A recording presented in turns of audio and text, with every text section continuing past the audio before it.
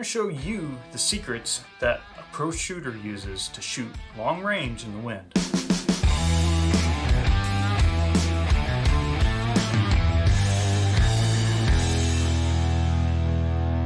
So I recently took a class with pro shooter Andy Slade, and it was phenomenal. I learned a bunch the whole day. One of the biggest things that I learned how to do was to shoot in the wind. I'm going to show you first how to set this up, what kind of data to use if you're going to use your dope, and then we're going to go shoot. We're going to pretend this whiteboard is the world's biggest dope card. So in this particular range, what we're looking at is we have a 400 yard target, we have a 500 yard target, 600, 700, and 800. So that's our distance, right? So we pull out our calculators, our ballistic calculators, and next we're going to look up our elevation.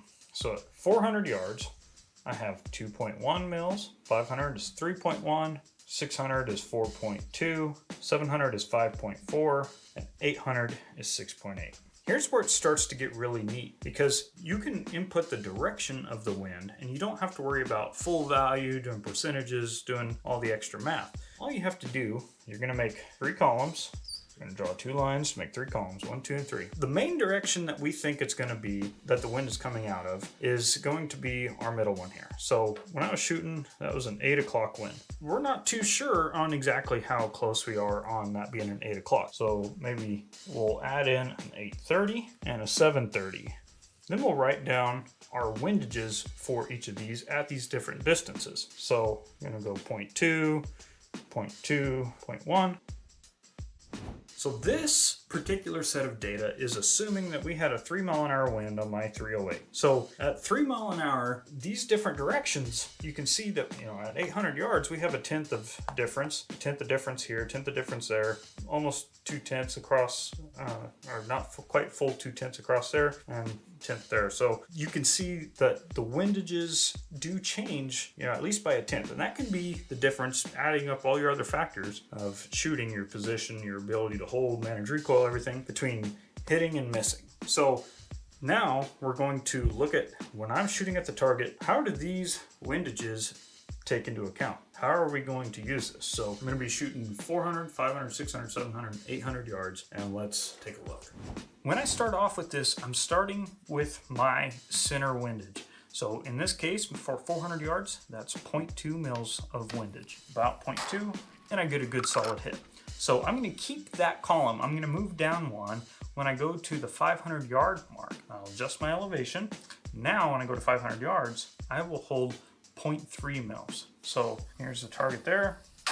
0.3 mils, solid hit. We've got a good wind call. We're going to stay with it. So 600 yards, dial my elevation. My windage should be 0.3 mils. So we're going to hold 0.3 again at 600. Good solid hit. Each one of those ticks is 2/10 of a mil. So right between the 2 and the 4, that gives me my 3. That's where I was holding. So 700 yards now. This gives me 0.4 mils of wind. Dial my elevation. 0.4 mils. Got that 0.4 line on there. And boom, nice solid square hit. So I've got a good wind call at that 8 o'clock direction. So I'm going to come down. I'm going to keep that 0.5 going to 800 yards. Dial my elevation. 0.5 mils, which is the bottom middle mark. Ooh, missed that shot. I should have put a little bit more windage into it. I should have been an 830. So I'm going to go for 0.6. There we go. So it hit, see how it kind of twisted that target? It hit right where that 0.6 was. So that works really well, especially if you get an early wind call that I should have gone to 830 sooner. You see that most of those wind calls, if you look down that 830 column, are the same as what they were on the 8 o'clock. So it wasn't until that 7 or 800 that they really, I guess 600 too, got different. We were able to make it okay until we got to 800 yards, and then it was too much of a difference. So now we know that it should have been 830. If I had any more follow-up shots, I would have used an 830. Say if I had to go back to a 400 yard shot, I would go to 0.2. Or if I would go back to 700 now, I would go to 0.5. That's how I can use those columns. So I asked Andy, I said, hey, what about wind speeds? What if you're not sure whether it's a 2 mile an hour wind, a 3 mile an hour, 4 mile an hour wind? And that gets more important. What if it's a 10 mile an hour wind, 11, 9. How do you know? If you're that good at being able to pick out a 1 mile an hour difference, how do we use this and account for it if we got directions written on our dope card? The wind directions. He said, well, you can really do the same thing as the directions. You're just going to stick with one direction, but now if you're more worried about your wind speed call not being right, write down windages for different speeds. So let's take a look at what this looks like. So in this case, I'm going to pick one wind direction. I'm going to go with 2, 3, and 4 mile an hour winds. So at 2 mile an hour, I'm at 0.2. 3 mile an hour, I'm also at 0.2. 4 mile an hour, it goes up to 0.3.